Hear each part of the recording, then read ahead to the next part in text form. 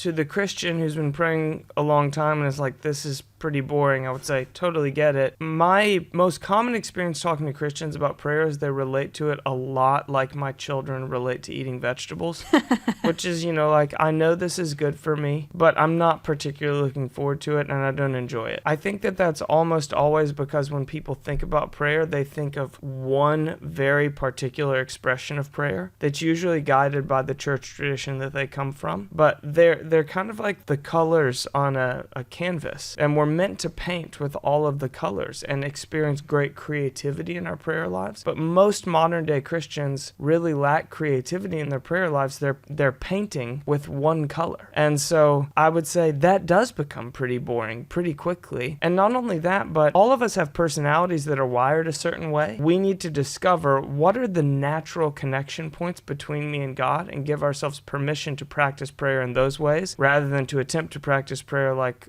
others, rather than attempting to read a story of like, well, John Wesley prayed for 2 hours at 4 a.m. every day, so I guess that's what a robust prayer life looks like. To which I would say, maybe explore different practices, educate yourself on the practices throughout church history from various traditions, not just from your own, and become creative in your prayer life.